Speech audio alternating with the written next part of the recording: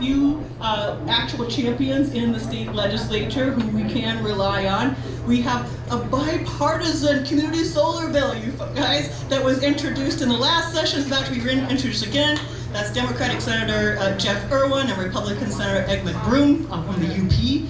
So they are out there, right? Donovan McKinney has been wonderful. He is putting up a green amendment. He's also producing a community solar bill. And we have a bill on microgrids that's live right now, and we hope virtual power plants. So there's a couple nasty ones too, but we'll talk about champions, that's all. Absolutely.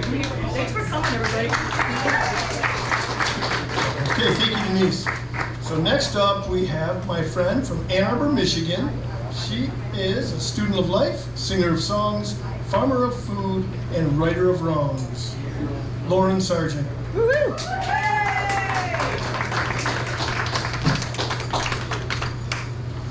Good afternoon, everyone. The kind of doctor I am is a psychologist, so don't come to me with your medical questions, please. I am also not a storyteller, which is why I'm here to tell a story, because I want to push myself beyond my comfort zone, which we are all going to need to do. Is buckle up. It's going to be a rough ride, but we can do it. So I'd like to invite you to step into the Wayback Machine to April 1977. Does anybody know what happened in April of 1977 in New Hampshire? Anybody know? It was the huge occupation of the site of the Seabrook nuclear plant. And back then, we were fighting nuclear power for all of the reasons that still obtain today. It is only the most expensive way ever developed to boil water. And it will be too cheap to meter. Just hold your breath for another 75 years. And also, if you are of the younger persuasion, you don't know what's wrong with the nuclear industry because of the success of that movement. Because up until recently, we had stopped that industry. And now, with the reopening of the embrittled, horribly dangerous Palisades nuke, we have the dubious distinction of first in the world to reopen a tragedy waiting to happen. And nuclear power has always only been a Trojan horse for the nuclear weapons industry. Who thinks we need more war and more weapons and more nuclear weapons? Like, raise your hand. What? Nobody? Nobody thinks that's a good idea? What the heck? So, anyway, so I was part of the little affinity group of the Bennington College Clans, because I went to college in Vermont. And we were part of the 1,414 people who were arrested and for nonviolent civil disobedience.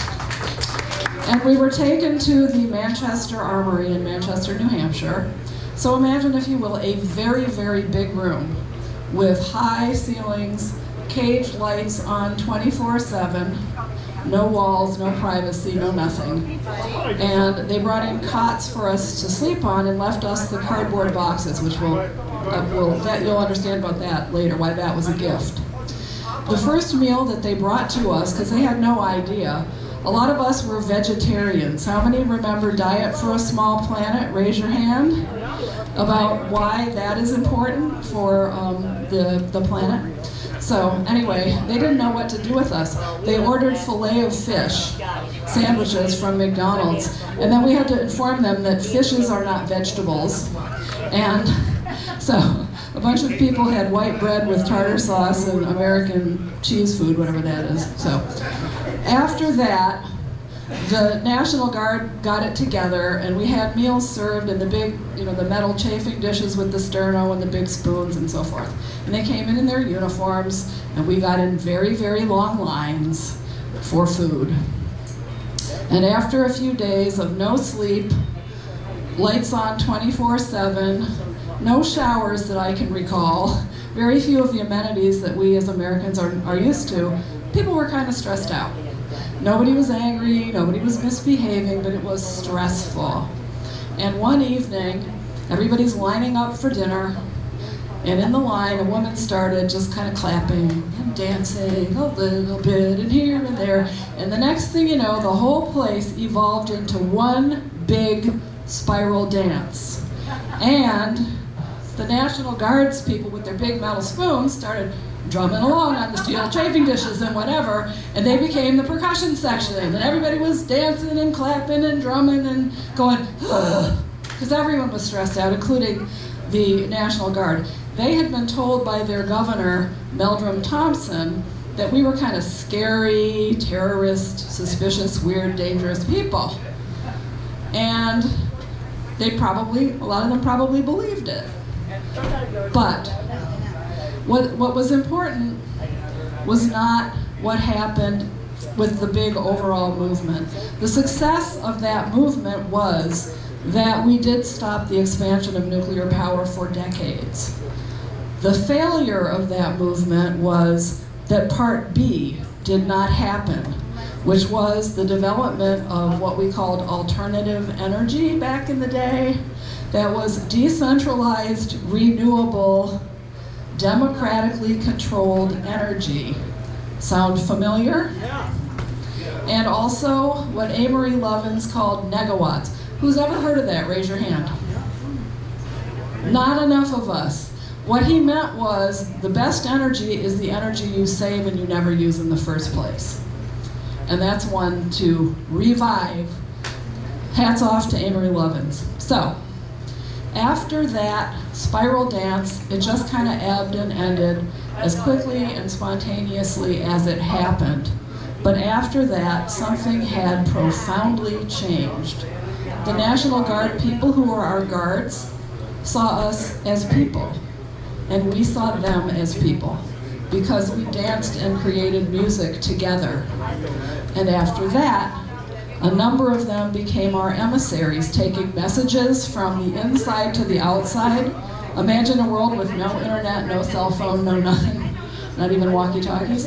And they were bringing back news clippings and information from the outside to us. And then also some of the National Guards people were coming back when they were off duty in their civilian clothes, and out of those cardboard boxes, we had created a wonderful free university.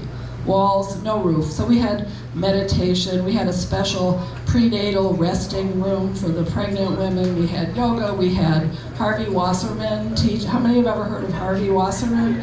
Teaching us all about, nuclear, and then also strategic sessions for how do we build the energy future that we all need. And one of the things I'm going to read you, this is my journal.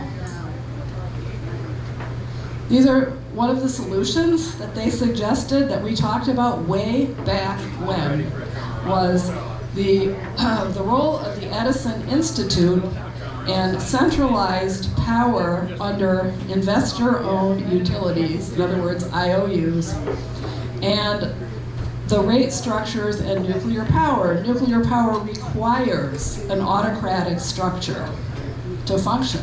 And also, if you're near one, you're a terrorist target. Fun fact. But also, what was one of the solutions? Public power. And you will see out in the courtyard a table for Ann Arbor for Public Power that's trying to create the first municipal utility in Michigan in many decades, for all of the reasons that were true way back then and are more true today than ever. Anybody know who is the biggest lobbyist in the state of Michigan? DTE. Oh, DTE. Who are we up against? Well, but they're not a big lobbyist as DTE. DTE is the one that's got the money in almost everyone's pocket in our legislature. So, Ann Arbor for Public Power is up against DTE, and we'll need all of your help. So please do visit that table and talk to the good folk. So, we know what the solutions are, and what the spiral dance transformation experience taught me is I don't remember all the particulars. It's interesting to read through this. But what I saw was the power of people connecting to transform everyone and everything, to truly change hearts and minds. And it was that one person who lit that spark. Any one of us could be that person. And as Nelson Mandela often said, this looks very dark. This is a very dark time. But he said, everything is impossible until it is done. So let's do it. Now, I'm going to leave you with the song from Holly Near that was my intro. How many of you know the song, It Could Have Been Me? And that's a song about individual people who are part of movements who are standing up against injustice everywhere.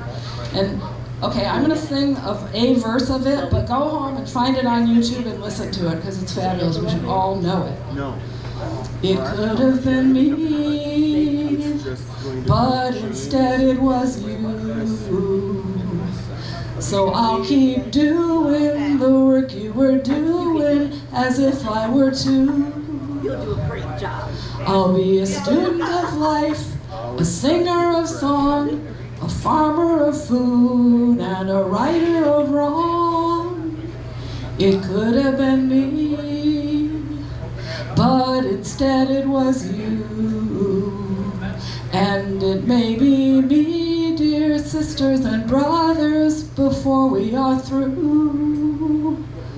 But if you can work for freedom, freedom, freedom, freedom, if you can work for freedom, I can too.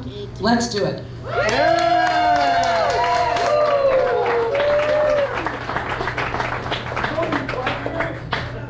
Any questions for Lauren? He's already gone. Patrick Race? I don't know anything. This is not exactly a question, but I want you to know, and when I read about the 1400 and I'll just go to right here. I was fine with nuclear energy, and Wicked, Michigan, and where the school of guys was. A good friend of mine was in charge of Palisade, monitoring radioactivity, so I was fine with you.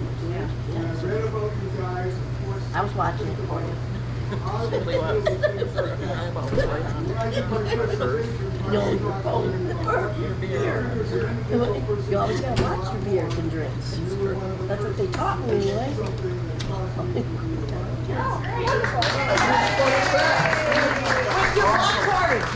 Nice. So we're gonna have a short break here with some music, and I want you to all know that there's some really cool tables in the back. Check it out, Mingle Network. Listen to some cool music, eat some food, and after that we got a couple more really cool powerhouse speakers, including Peter Sinclair and Dr. Gary Lang. So Who's coming up to let's play do it. music? Let's play some music. We got Jason Dean, Chris Pride, Helm, and Gypsy James. Yeah, let's go. So the energy in this room is going to go through the roof, like in 3 minutes.